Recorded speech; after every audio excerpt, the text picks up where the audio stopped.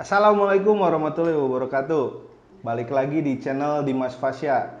Nah, kali ini kita bakal mulai program baru yaitu Ngebako, ngobrol bareng Koko. Nah, ini episode 1. Saya kedatangan kawan lama yang meledak jadi artis. Saya ditinggalin. Terus akhirnya baru sekarang bisa ketemu lagi. Mungkin kurang lebih dari 2012, 9 tahun nggak ketemu. Baru ketemu lagi sekarang. Mau tahu siapa? Langsung aja. Reza Anugrah. Kabar Sehat, Pak? bro. Sehat. Aduh, wakil kelas saya ya. Oke. Aduh, jadi Dimas ini adalah wakil kelas saya waktu di SMA 6 Bandung. Ya, suka marah-marah lah, menindas orang yang tidak bersalah. Enggak bohong, bohong. Saya dulunya lugu di situ, lugu polos gitu, nggak tahu apa-apa gitu. Ditindas terus. Ya lihat aja badannya kan. Gimana kok? Gimana? Sehat, sehat, sehat. Alhamdulillah sehat, sehat. Masih sibuk ngapain? Ya. Jadi gini, waktu itu pada saat apa ya? Pada saat sedang jaya-jayanya, saya pernah iseng nge-DM. Tapi udah mungkin 6 tahun nggak di-read, nggak dibales. Sampai akhirnya kemarin waktu mau ulang tahun lah, mau ulang tahun di DM dan dibales, akhirnya bisa nyambung lagi, kontak lagi. Alhamdulillah ya Pak, akhirnya Mas. Sebenarnya itu tuh banyak banget kan DM masuk gitu kan, terus yang nggak, apalagi yang nggak di follow sama saya tuh, jadi tenggelam gitu, harus buka direct message-nya dulu, scroll lagi kan nggak tahu ya, harus dicek satu-satu gitu ya. Mohon maaf Pak Iya, siap, sebelumnya Pak. siap. Sekarang lagi sibuk ngapain, bos? Saya sekarang lagi sibuk mendirikan sesuatu menara yang ada di Indonesia. Menaranya mimpi. Siap. Lagi apa, menyibukkan sesuatu, bikin suatu organisasi. Anjir. Organisasi naon? Masyarakat. Ormas, ormas, bos. Bukan. Organisasi ini, wedding organizer. Oh, WO, mantap. Organizer. Ya, karena situasi pandemik ini sangat apa ya, memungkinkan sih sebenarnya, cuman lapak yang saya sama teman-teman saya ambil lumayan berkurang gitu kan. Jadi saya bingung nih untuk memutar uang tuh seperti apa gitu, muter uang seperti apa, karena nggak ada yang tahu dapat musibah kayak gini gitu kan. Iya, benar, Apalagi benar, benar. ya mungkin semua juga sama gitu ya, cuman ya seniman pengamen kayak saya untuk menghibur audiens atau smash blast sangatlah susah gitu.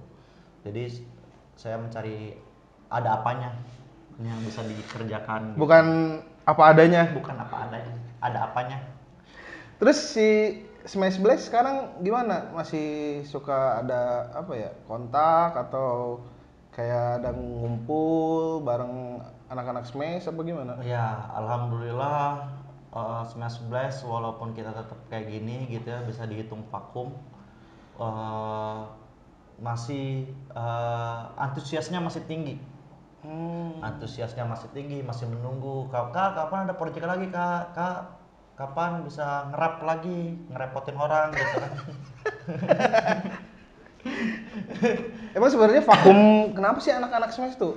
Ya karena pandemik ini kan waktu itu tahun kemarin ya, Februari apa Maret gitu kan. Ya Februarian lah. Februari atau Maret eh, kita baru ngeluarin single, ternyata beberapa minggu kemudian kepotong pandemik lah, padahal masa plan udah keluar ya. Jadi kena WFH kan, nggak bisa kemana-mana, terus belum ada yang namanya tes swab, belum ada yang namanya vaksin. Jadi itu sangat susah untuk kita keluar kota. Oh iya benar. Nah, duit paling banyak di luar kota soalnya Pak. Kenceng ya? Kenceng bos. Gitu ya, biasalah. Tapi masih kompak kan? Masih alhamdulillah sampai sekarang. Nggak bubar kan? Enggak bubar. Ya jangan sampai Pak, kalau bubar saya gimana kok modal. Udah mau kuliah belum lulus, Pak. Sekarang ngambil kuliah. Ngambil kuliah, terus semester 4 cabut lagi. Kuliah Gitu. jurusan apa? Manajemen bisnis. Manbis. Manajemen bis. Oh, Menbis. makanya bikin organisasi masa Masa yang bisa dibisnisin lah. yang bisa dibisnisin. Heeh. Kalau anak-anak semes lain sih sibuk ngapain sekarang? Anak-anak smash lagi sibuk dunianya masing-masing. Dunia masing-masing. Ada yang main motor, ada yang masih MC, eh, seperti itu. Oh, berarti sekarang udah jarang ngambil job-job manggung ya? Udah jarang ya, kalau misalkan ada alhamdulillah, kalau nggak ada juga kita ikhtiar. Ikhtiar. Kita ikhtiar. Nah, untuk yang masalah wedding tuh kan kemarin sempet banyak kasus yang kerumunan, itu kan kena pelanggaran protokol Betul, segala betul. macem. Nah, untuk yang sekarang nih, Betul, betul. gimana menyikapinya protokol kesehatannya? Oke. Sebelum itu kenapa aku ambil wedding? Karena wedding di sini adalah upacara sakral, Pak. Upacara sakral yang nggak bisa ditunda. Betul. Mau nggak mau kita harus melaksanakan. Tapi jangan, bukan berarti kita mengingkari apa, menyalahgunakan aturan yang ada gitu. Kayak melanggar nggak pakai masker atau 3M, mencuci tangan dan lain-lain. Kita selalu menerapkan protokol-protokol itu.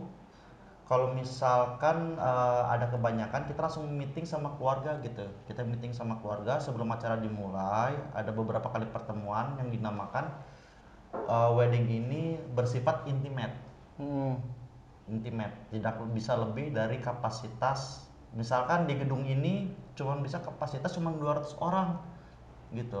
Mereka mau si klien ini mau ambil di gedung ini dan kapasitas 200 orang, nggak boleh lebih. Kalau misalkan lebih gimana? Nah, misalkan lebih itu paling lebih kita bisa negosiasi di 100 gitu. Jadi 300 Jadi orang. 300 masih bisa ya?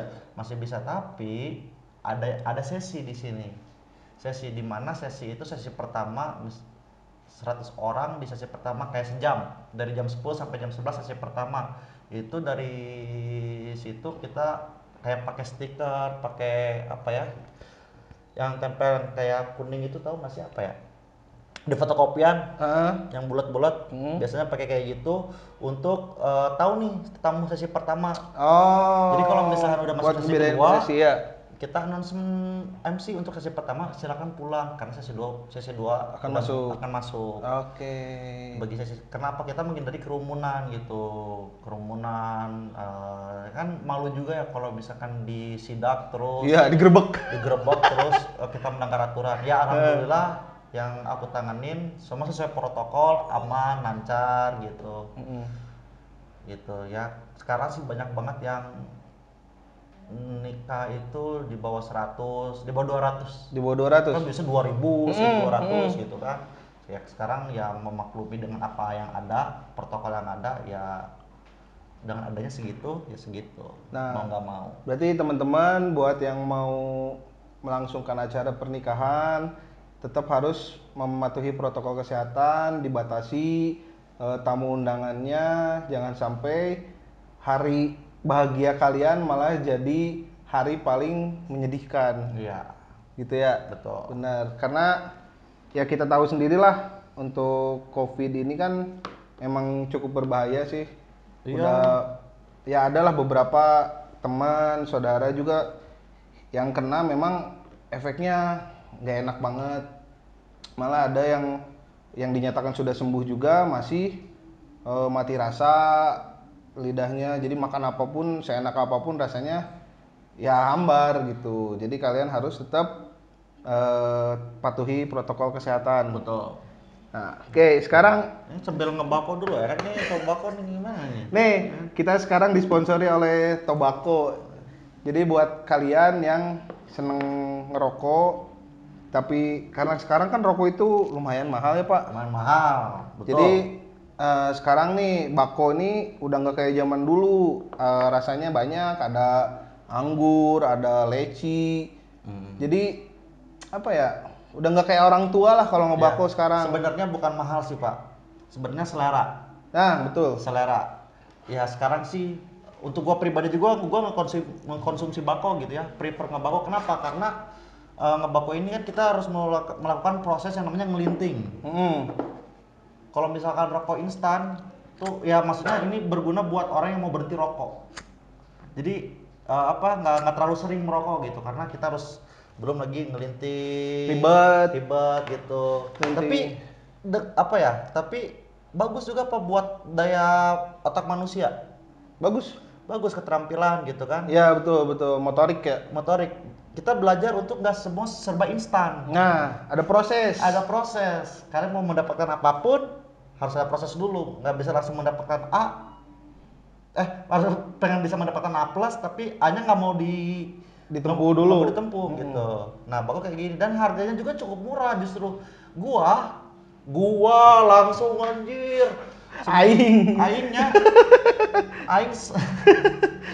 Aku seminggu satu pack bako itu bisa sampai 4 hari. 4 hari. Kalau dihitung dengan harga ya standar lah dengan rokok-rokok biasa 25.000 gitu kan. 25.000 rokok biasa dapat 16 batang. Kalau ini bisa sampai 60 batang. Betul. Jauh. Gitu. Dan bicara soal proses, bako ini juga prosesnya cukup panjang. Dari proses penanaman, terus proses penjemuran, segala macam ada prosesnya sampai mendapatkan rasa bako yang sangat enak. Jadi semua yang berproses itu nanti akhirnya akan mendapatkan hasil yang maksimal. Betul. Nah, sekarang ngomongin karena kita kan emang teman lama. Gimana Pak Wakil? Ngomong-ngomong zaman SMA, saya inget banget waktu itu. Jadi ceritanya kita lagi ini. Lagi apa ya? Lagi kayak ngedekor kelas gitulah, ngerapihin, masang jadwal piket segala macem. Nah si Reza ini, si anjing ini, si goblok ini, si Reza ini. Boleh nggak sih ngomong nggak boleh? Boleh lah, bebas. Kan ya boleh lah. Tapi kalau kita ngomong yang nggak sesuai sama apa yang kalian nggak suka, jangan diterapkan. Ambil baiknya aja. Ya sama, jangan sekali-kali kalau bukan yang temen deket banget ngomong anjing, goblok gitu, jangan. Bahaya, kecuali kalian memang udah beres dari sini langsung di dapur pisau-pisau. Kecuali emang kalian emang deket banget. Nah dulu tuh waktu lagi dekor kelas, nah gue inget banget dia naik ke atas meja kelas, tahu kan yang dari kayu itu, bawa sapu. Orang lagi beres-beres, lagi nyapu, lagi ngepel, lagi pasang jadwal piket segala macam. Dia ini nyanyi cenat-cenut. Ingat gak? Ingat. Itu anak-anak sekelas pada bingung. Iya budak nyanyi naon. Terus kunaon kesambet naon istilahnya. Buat yang nggak ngerti nanti ditranslate ya, ada di bawah. Nah, nyanyi naon pas ditanya sama anak-anak. Zaman nih nyanyi naon? Belum tahu. Terus dia bilang, ini lagu gua gitu. Lagu naon? Nanti aja lihat minggu depan. Nah udah kan selang seminggu, hari apa tuh? Hari yang pertama tuh di inbox. Di inbox ya, betul. Di MTC betul, kan? Betul. Di inbox. Betul. Di grup kelas tuh dia dulu zaman BBM. Zaman BBM. Nge-broadcast ke anak-anak. Jangan lupa nonton inbox pagi ini, kalau nggak salah hari Sabtu. Kalau nggak salah tuh Sabtu. Jangan lupa nonton inbox hari ini. Pas dilihat anjir, joget-joget. Boy band Korea, Smash. Mantap. Nah, terjadi cewek-ceweknya gitu. Emang waktu itu tuh gimana sih proses mana bisa gabung Smash gitu tuh gimana sih? Sebelum aku ini orang kalau misalkan ke sekolah naik apa sih Pak? Pakai motor Smash-nya. Vega. Pakai motor Vega. Ya? Kalau nggak naik angkot. Naik angkot, Vega gitu. Nyari duit biasa lewat mana? Dancer di Global TV, Kids Choice Award gitu kan. Sampai orang nggak masuk gitu. Karena dari dulu passion aku tuh di dance. dari kelas 6 SD sampai ke SMA nyari duit tuh lewat dance, karena aku ini sebenarnya bukan orang yang punya apa-apa, justru orang kampung yang dituntut sama orang tuanya karena keluarga aku keluarga ngerantau dari Sulawesi ke Bandung, yang nggak boleh terima jadi gitu ya, harus Berarti proses. harus lewatin proses gitu, harus lewatin proses walaupun itu pahit ya, dapat 20.000 itu juga udah bersyukur bisa makan enak gitu ya. Nah, tiba-tiba waktu itu tuh nggak sengaja lagi kompetisi Ayo Ngedance Bareng Cinta Laura gitu tuh. Ah. Nah, masuklah dari dari Bandung gitu, dari Bandung, perwakilan dari Bandung. Aku sama Ilham. Oh, berdua. Berdua, karena satu tim dance. Kan ada audisi dulu tuh, Iya. Ayo Ngedance Bareng Cinta Laura. Ternyata pas udah di Jakarta, Timnya berdua sama Ilham. ah, Apa tuh namanya dulu? C4, C4. C4 Dance Squad. Oh, oke. C4 Dance Squad. Masuk ke Jakarta, ternyata di Jakarta ini aku cuma bisa sampai semifinal. Cuma bisa sampai semifinal, di mana semifinal ini ternyata kekalahan aku ini membawakan berkah yang sangat, wah jazakallah lah, nggak tahu harus gimana gitu kan. Nah, ditawarin lah, kamu mau nyanyi nggak, belajar nyanyi nggak? Sama siapa tuh, inget gak? Ada sama Mas Dean. Mas Dean. Mas Dean sama Bang Benny. Bang Benny. Bang Benny, kamu mau nyanyi nggak? Aku teh nggak tahu itu teh apaan gitu ya, nyanyi sambil nari nggak tahu, udah nggak update anaknya gitu kan, nggak pernah lihat YouTube gitu. Taunya ngedance doang ya.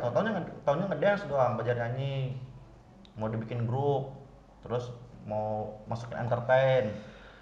Ya udah, kembalilah ke rumah itu teh dari Jakarta ke Bandung. Karena kalah kan. Karena kalah, tapi dapat tawaran itu, ya mau gitu, berharap bangga senang gitu. Jadi kekalahan itu membuat aku senang. Nyampe Bandung bilang, mah aja mau ada yang nawarin ini mah masuk artis gitu, masuk entertain gitu kan. Terus mama bilang teh, jangan terlalu berharap omongan orang, udah kamu tuh belajar yang rajin, belajar yang pintar, jadi dokter. Berkuliah jadi dokter. Lah jadi dokter. Terus apa?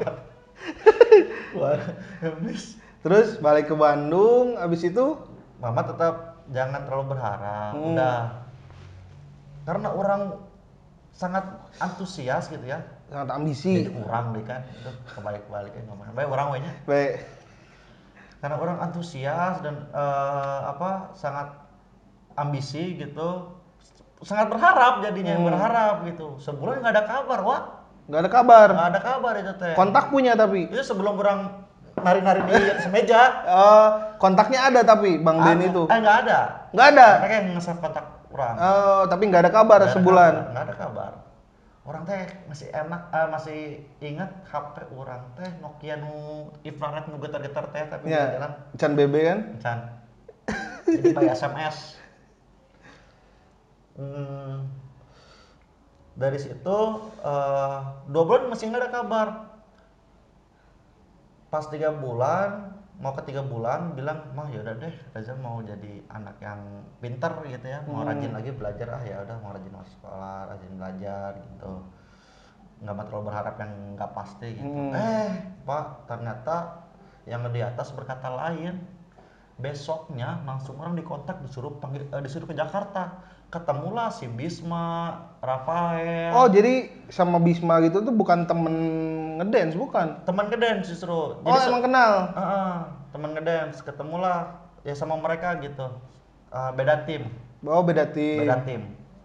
Ketemu jadiin satu sama Bang Ben sama Mas Dean gitu. Jadiin satu, dari situ baru belajarlah, kita belajar nyanyi, belajar public speaking, body language gitu. Selama setahun karantina. Setahun karantina dengan lagu jingle OS Radio Bandung yang di cover yang ulang. Di cover ulang ya, yang jadi lagu apa? Cinta-cinta I Heart You. I Heart You. I Heart You dari situ. Nah, dari situ nggak tahu tuh pas kita dari inbox responnya langsung melonjak drastis kan. Edan, asli itu edan banget pas tampil pertama di inbox langsung melejit banget. Wah, parah. Gila, parah banget. Parah itu juga, kita juga nggak nyangka gitu kan. Ya, mana kan pada saat itu masih musimnya band kan, solo, tiba-tiba keluar grup boy gebrakan band 7 orang, ganteng-ganteng semua, edan lu Dengan ciwi-ciwi. ganteng kampung kumaha orang saya narujit. Langsung meledak terus. Langsung meledak terus ya kaget gitu, senang kaget, iya kudu kumaha gitu kan. Dengan bangganya balik lagi ke SMA 6 Bandung, Bro. Wah Bawa itu, CBR wah ganti. di So, manggung pertama balik ke sekolah langsung pakai CBR 250 cc. itu baru keluar itu. Tahun 2011 ya. Betul. Dan itu satu sekolah tuh ricuh asli. Kan 3 angkatan kan berarti kelas 1, kelas 2, kelas Kelas satu. 3. Nah itu wah ricuh banget sumpah. Terus nggak lama naik jazz. Naik jazz. Wah asli mantep pisan. Ingat nggak waktu pertama di inbox tuh bayaran berapa? Oh, aku tuh kurang tahu ya, kurang tahu karena masih promo gitu ya. Alhamdulillah dari inbox yang dengan media promo yang lain tuh ya kita hitungannya masih promo sih sebenarnya, masih promo. Nggak tahu keluarin budget, nggak tahu kita dapat budget. Tapi seenggaknya pas kita di Jakarta itu kita semua dibiayain dan dapat bonus dari situ. Ya alhamdulillah.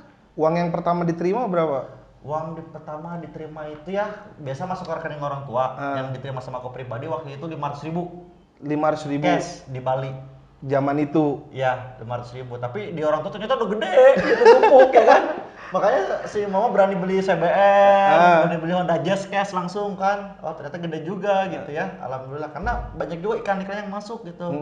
Ada berapa iklannya belum menang-menang award dan lain-lain gitu kan. Ya sampai apa ya, kaget lah gitu, orang kampung bisa dapat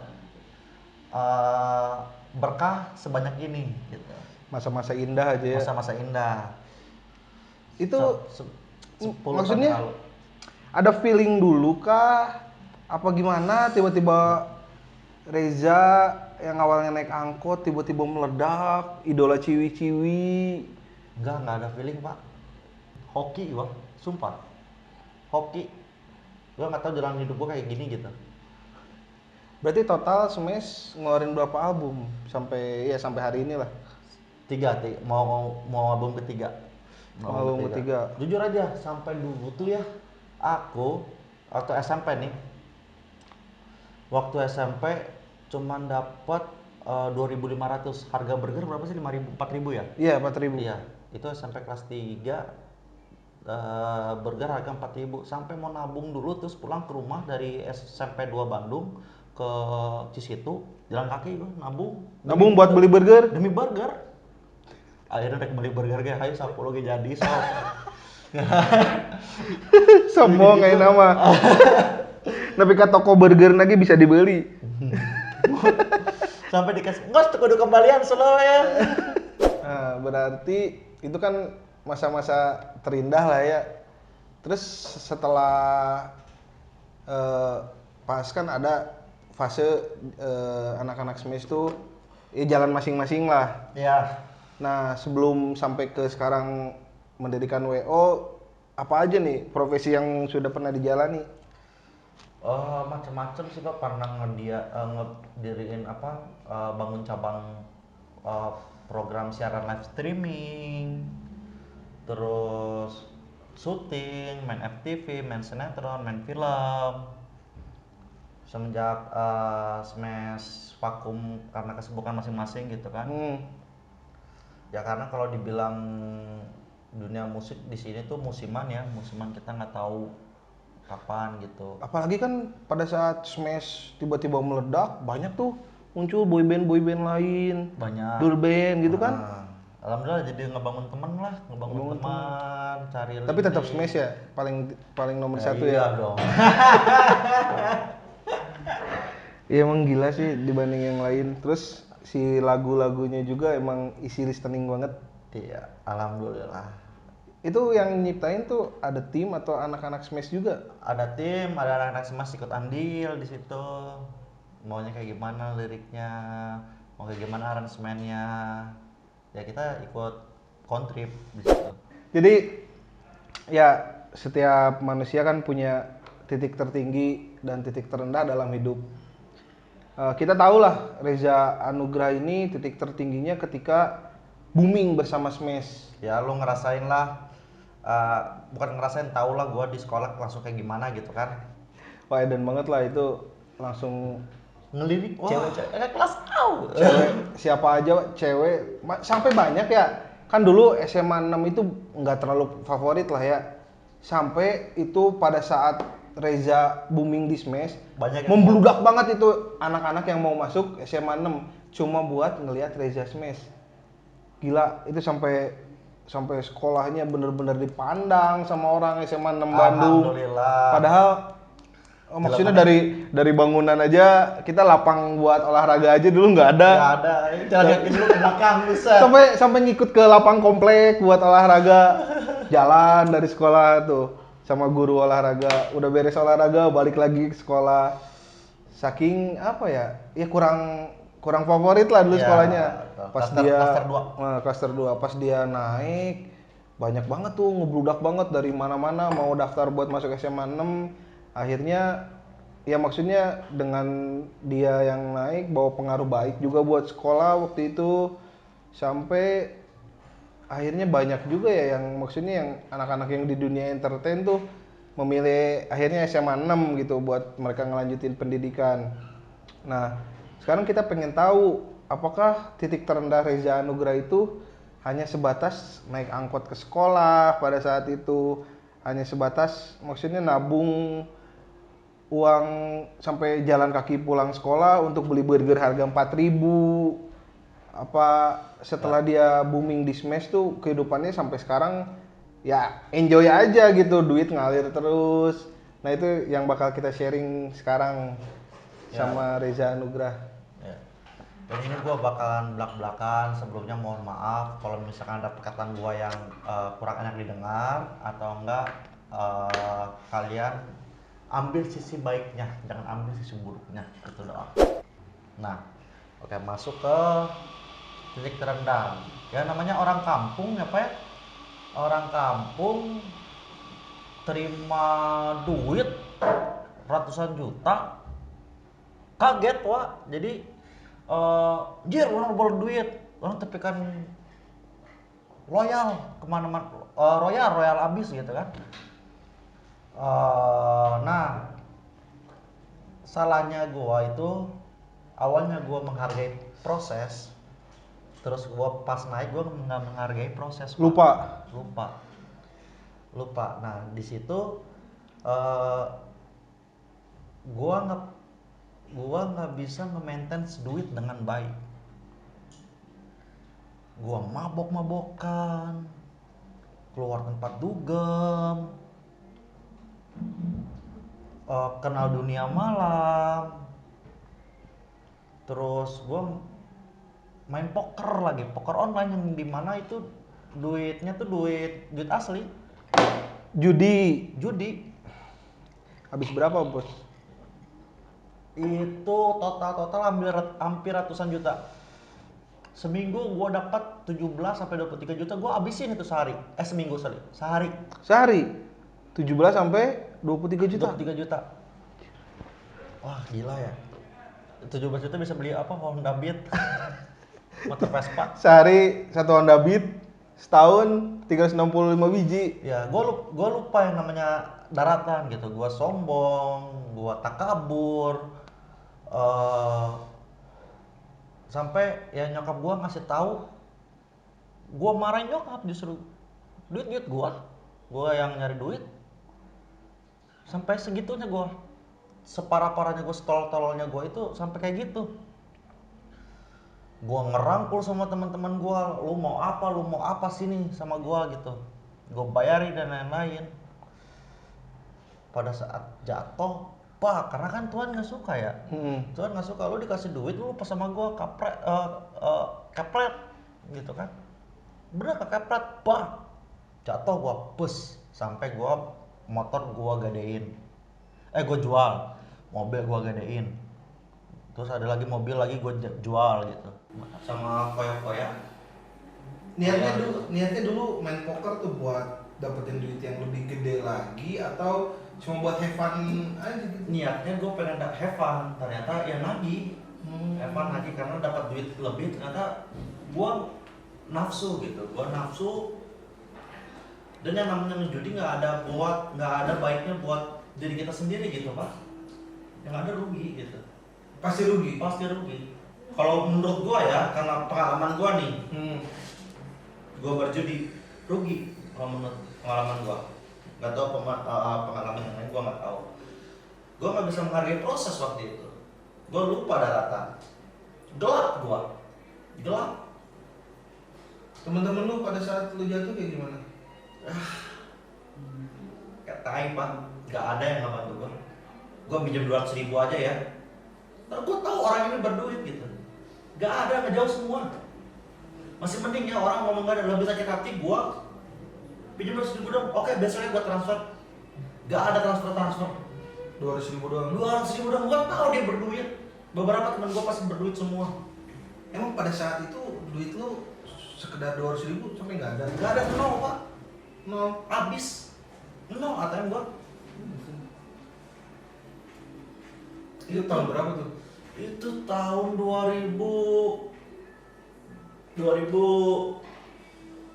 akhir. 2015 akhir. 2015 akhir, 2016 ya sekitar segitulah. Ya, yang paling sakit hati itu sih gua di saat gua naik, teman-teman pada mendekat gitu. Pas ada saat gua turun, teman-teman ngejauh, dan itu hukumnya mutlak terjadi sama gua gitu. Demi Allah, Rasulullah. Wah, anjir sakit hati. Dari situlah gua punya namanya paranoid, trauma. Sampai trauma. Sampai trauma gua, sampai stres. Kena liver lah waktu itu gitu kan. Tetap gue dikasih sama Tuhan masih berbaik hati waktu itu. Masih berbaik hati. Ja, lu ada dapat film, ja, lu dapat syuting nih. Gua gobloknya tetap lagi main kayak gitu, Pak. Masih belum sadar. Masih belum sadar. Tolong nggak? Tolong kan? Sampai mungkin gue udah belum apa ya? Belum sadar teguran gua tuh, belum buat gua sadar itu teguran itu.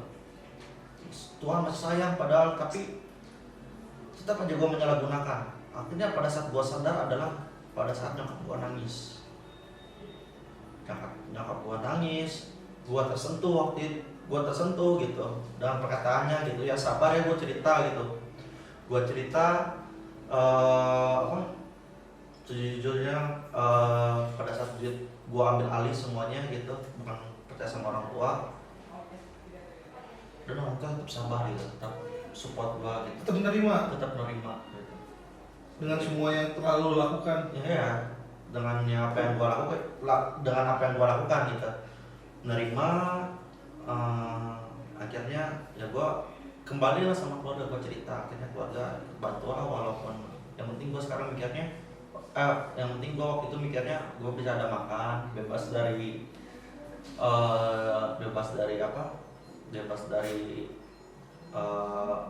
hal-hal yang tidak manusiawi gitu kan.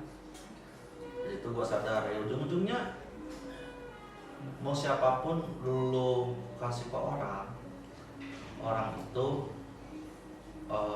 jangan berharap terlalu tinggi gitu ke orang karena sesuai pengalaman gua, lu bakalan ada teman lu yang namanya sahabat itu bakalan ada di saat lu susah. Akhirnya gua kembali lah ke teman-teman lama waktu itu kan, kembali ke teman-teman lama ya. Bukan yang di circle gua yang baru. Bukan di circle gua yang baru, gua beda circle waktu itu. Bukan di circle gua blok semua teman-teman gua yang emang apa ya, anjing anjing gitu kan, sampai buat lalu pada rata. Akhirnya walaupun mereka nggak bisa minjemin gua 200.000 ya, mereka patungan gitu buat bikin gua, misalkan jahit nongkrong, anjir gua nggak ada duit, tenang wes lo, anjir tersentuh tuh orang nongkrong dibayarin sama mereka, gila Raja Smash dibayarin sama orang. Padahal mereka bukan siapa-siapa di Padahal mereka bukan siapa-siapa. Padahal mereka orang yang gue tinggali pada saat gue tinggi. Dan mereka yang ngerangkul lu pada saat lu jatuh. Jatuh. Itu yang bikin gue tersentuh. Sama orang tua yang terbaik. Doanya. Dari situlah ya udah gue memutuskan untuk apa adanya lagi. Balik lagi dari nol. Gue berusaha sampai gue ikhtiar. Gue minta pengampunan gitu, istiqomah, insya Allah sama yang di atas. Ya gue sampai sekarang mau jadi apa adanya gitu. Ya kalau gue nggak ada uang ya gue ngomong nggak ada uang, mau nongkrong gitu, nggak mau ada uang terus gue harus pusing gitu harus cari uang sekarang, nggak. Misalnya gue mau nongkrong gitu terus dulu gue sampai nongkrong duit gue nol, gue masih frustasi harus nyari duit buat nongkrong gitu. Sampai ngutang sana sini. Boleh tahu nggak utang terbesar lo pada saat itu? 11 juta. 11 juta. Buat 11 foya-foya. Buat foya-foya. Dari situ ya gue membereskan masalah itu. Gue niat untuk tidak menjauhkan ajaran Tuhan. Gue balik lagi kepada nasihat-nasihat orang tua, baiknya gimana gitu. Mau mengharapkan lebih, mau ikhtiar aja gitu.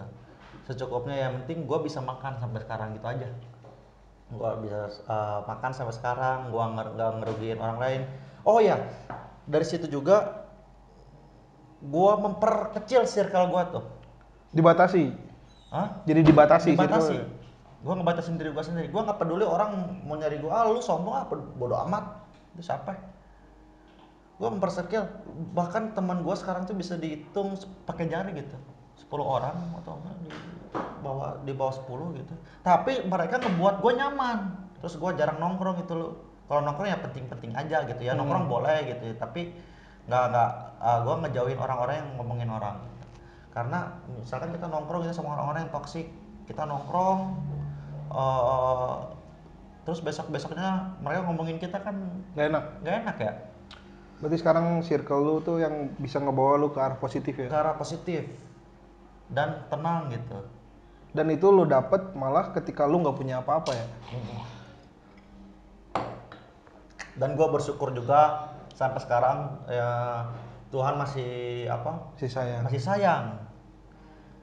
sayang walaupun dapat 200.000, dapat 100.000, tapi lo harus ngeliatin proses. Gue bersyukur sekarang. Gue nggak mau jadi pria ada apanya, gue pengen apa adanya aja udah. Gue nggak mau neko-neko deh gitu. Dikasih rezeki segini alhamdulillah gue bisa ngelewatin proses lagi gitu ya.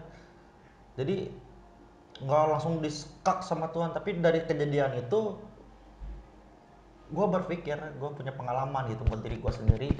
Yang dulu omongan orang tuh gue nggak percaya, ternyata sampai sekarang gue ngebuat gue jadi tersadar gitu. Gue tersadar yang namanya teman, yang namanya bukan, yang namanya ngejilat, yang namanya panjat dan lain-lain. Udah gue tinggalin sekarang gitu, gue blok-blokin semua kontaknya. Ya udah gue mau cari ketenangan gitu. Gue nggak mau peduli omongan orang mau ngomongin gue, si ini mah playboy, si ini mah tukang main cewek. Iya, dulu gue kayak gitu, gue sadar, gue tolol dan gue goblok waktu itu. Tapi sekarang gue berniat, insya Allah gue bakalan berubah jadi Reza apa adanya, nggak mau neko-neko,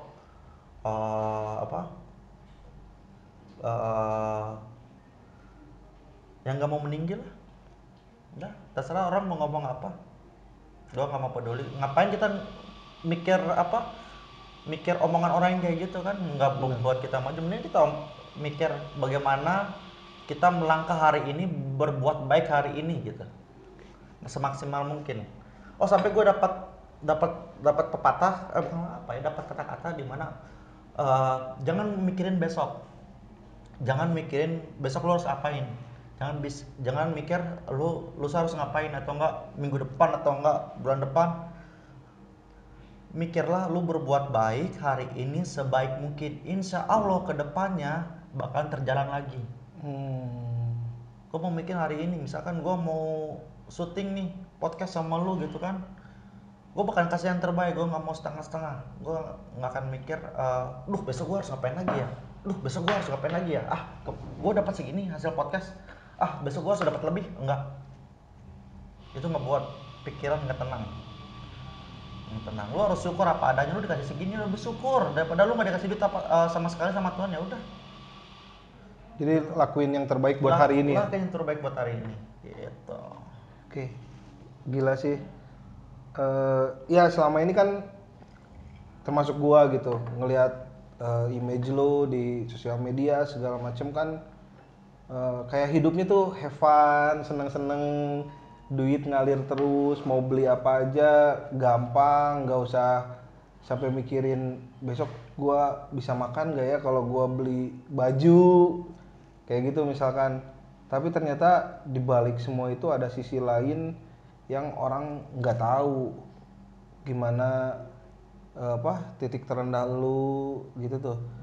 Jadi ada ini nggak, ada saran buat teman-teman terutama fans lu ya, umumnya buat semua orang lah, eh, apa gitu pesan-pesan yang biar mereka maksudnya nggak ngerasain hal yang lu rasain. Ya saran gua dengerin apa kata orang tua itu aja.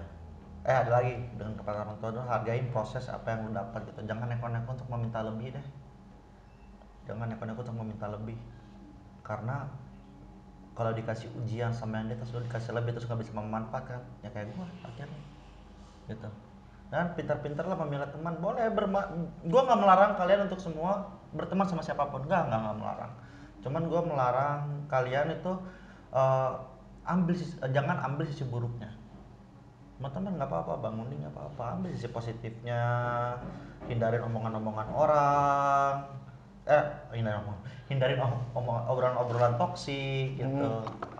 Karena pengalaman gua nggak baik. Dan kalau kalian merasakan apa yang gua dulu gitu, dapat duit, harus bisa nge-maintain duit dan jangan lupa sedekah dan jangan lupa bersyukur apa yang kalian minta lebih. Itu aja. Karena eh, karena eh, Tuhan gak pernah nggak sayang sama kita, itu aja. Gila. Tapi nggak tahu lu sampai kapan tuh kalau misalkan lu nggak tobat-tobat, lu mau bikin susah orang tua lu. Gak sih, nggak mau. Lu pengen di saat lu susah tiba-tiba amit-amit nih orang tua lu meninggal, terus lu jatuh, lu mau minta tolong siapa? Sama keluarga om-om lu, malu pak. Malu ya. Jadi yang paling dekat sama kita, yang maksudnya yang dari awal nge-support kita kan orang tua ya. Mm-mm. Gitu. Gila sih, gue Iya. kaget banget dengar cerita ini. Mungkin teman-teman juga ya sama, baru baru dengar gitu kisah hidupnya dia. Terus ya gue nggak akan ngebahas. Sebenarnya ada satu pertanyaan, tapi gue nggak bakal bahas dalam. Hmm. Gue dengar dari berita di mana-mana katanya lu sempet merit dan Hmm. udahan gitu. Hmm. Tapi gue nggak akan ngebahas itu. Maksudnya Hmm. hikmah apa dari kejadian itu?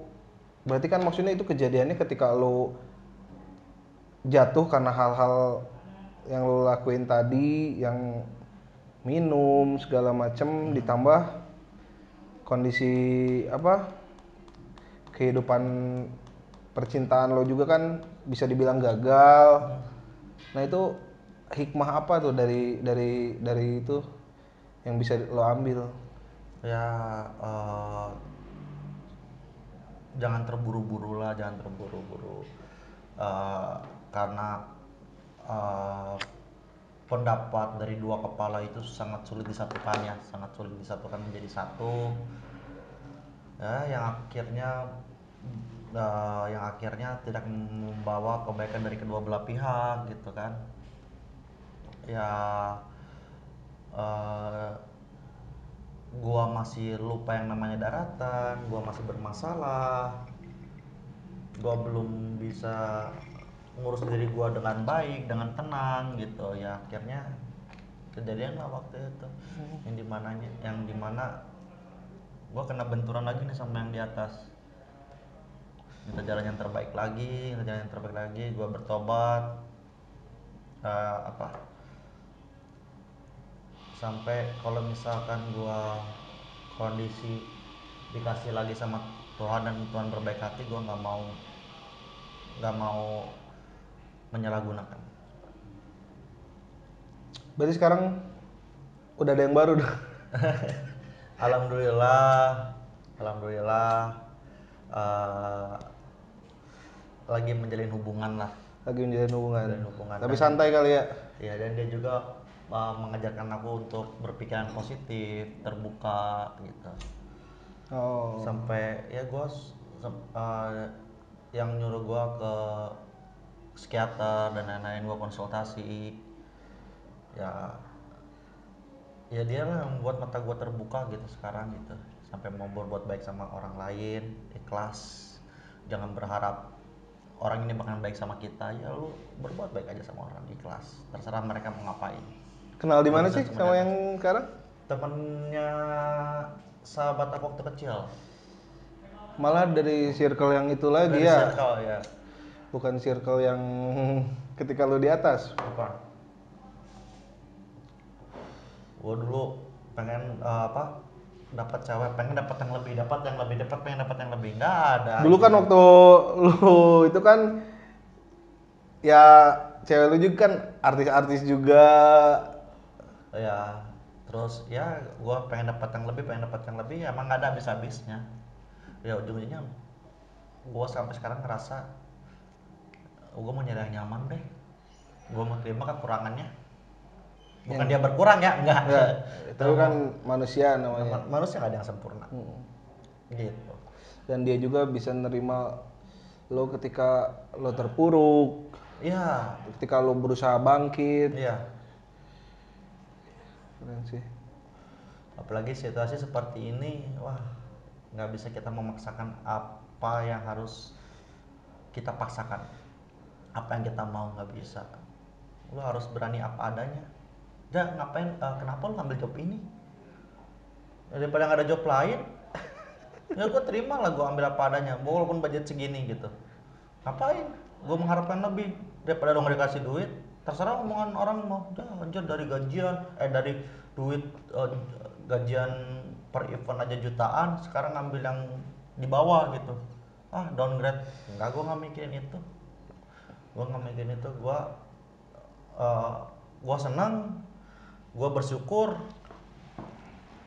nggak mau mengharapkan lebih lah. Rencana anak-anak Smash ke depannya mau ada proyek apa lagi, mau Nah. ngapain? Ya berharap sih kita situasi kayak gini ya tahun ini berakhir lah. Amin. Kedepannya normal lagi, biasa lagi. Nah, udah ada rencana proyek apa, mau ngapain? Kita mau buat mini album. Masa depan kita ke postpone. Ya semoga tahun ini bisa dilanjut lagi sama Smash dan bisa kasih yang terbaik buat Smash Blast gitu.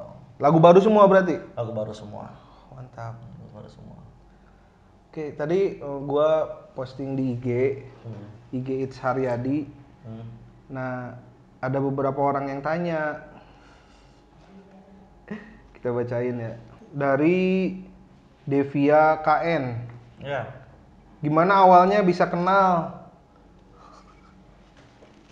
Tadi udah jelasin juga sih. Jelasin di intro ya. Iya. Jadi Dimas ini wakil kelas saya, teman SMA, sebangku, sekelas, jurusan IPA 3. IPA 3. Jurusan IPA 3. Ini anak IPA banget ya. Anak IPA banget. Ambil kuliah jurusan manajemen bisnis. Manajemen bisnis. Astagfirullahaladzim.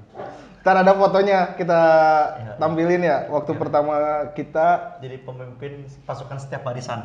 Iya, tuh ini ya ketua Paskibra. Danton. Oh, Danton. Iya benar. Waktu ospek. Waktu aspek. Kita waktu itu belum kenal sebenarnya, tapi udah Reza jadi ketua Danton, gua jadi ketua Danton, kita baris paling depan. Ntar ada fotonya kita kasih. Ya. Dan itu masih Jangan cupu banget sih. iya, jangan dilihat ntar kan muntah. Karena rujit. Masih imut-imut. Karena Terus, rujit. satu lagi nih dari About Sumber. Hmm. Mampir ke Cirebon kapan Kak? Nah, ini dia. Kalian yang mau yang punya produk atau punya bisnis apapun yang mau di-review sama gue bisa langsung kontak di About Sumber gitu, About Ya, Sumber. Gue nanti rencana emang pengen ke Cirebon sih. banyak banget sih fans lu di Cirebon yang Alhamdulillah. ya pengen pengen ketemu gitu tuh. Iya, ayo dong. Langsung kontak aja di About Sumber ya. Ntar baru kita atur jadwal. Nah, itu bisa nanti kalian DM ke About Sumber ke IG buat temen-temen yang pengen ketemu sama Reza. Ntar Reza bakal langsung visit ke sana. Siap. Oke, thank you banget waktunya buat Reza karena kita ngatur jadwalnya juga susah banget. Kemarin sempet janjian jam berapa, taunya reschedule lagi. Maklum lah, namanya juga artis papan skateboard. Papan catur. Papan catur. Naik turun ya. Kadang kalah, kadang menang. Oke, thank you banget buat teman-teman semua. Tolong ambil sisi positif dari ngebako episode 1 ini bareng Reza Smash. Jangan kalian malah terinspirasi dengan hal-hal yang gak baik yang pernah gua atau Reza lakuin. Jadilah orang yang berguna buat siapa aja, lakukan yang terbaik di hari ini dan besok juga harus dilakukan yang terbaik lagi lebih dari hari ini. Jangan sampai kalian menyesal. Menyesal, lupa daratan, tetap down to earth. Itu. Dan jangan lupa dengan situasi sekarang gunakan protokol-protokol untuk sesuai aturan. Kalau kita nggak kompak ya siapa lagi yang bantu kita gitu kan, kita harus kompak bersama-sama gitu supaya cepat pergilah wabah ini gitu kan. Amin. Karena bukan diri gue, bukan diri ya gua, bukan diri gue sendiri gitu yang ngerasa susah betul. gitu. Semuanya. Semuanya ngerasa susah. Makanya mau nggak susah kita kompak bareng. Tetap jaga jarak, memakai masker, rajin mencuci tangan. Kalian sehat, kita sehat. Semoga cepat virus ini hilang lah dari Indonesia biar kita bisa jalani kehidupan normal lagi. Nah, satu lagi buat kalian yang tertarik nyobain bakonya, bisa lihat IG-nya @tobacco.cirebon. Nah, sama yang kalian pengen ngopi-ngopi cantik gitu, bisa @kopi.sore. Bisa dicek ya, semuanya lokasinya ada di Cirebon. Selain kopi susu juga mereka nyediain beans juga buat kalian yang punya coffee shop juga. Barangkali pengen supply beansnya, bisa dicek aja IG-nya. Thank you banget Ja waktunya. Mudah-mudahan kita bisa silaturahmi terus ke depannya. Amin. Kita bisa bikin project-project bareng lagi. Amin. Nah, untuk yang kalian juga yang pengen bikin project sama Reza Anugrah, bisa kontak About Sumber atau bisa juga langsung cek di bio-nya Reza. Oke, thank you banget. Sampai ketemu di Ngebako episode 2 nanti dengan bintang tamu yang lainnya. Gua Dimas Fasya, Reza Anugrah. Bye.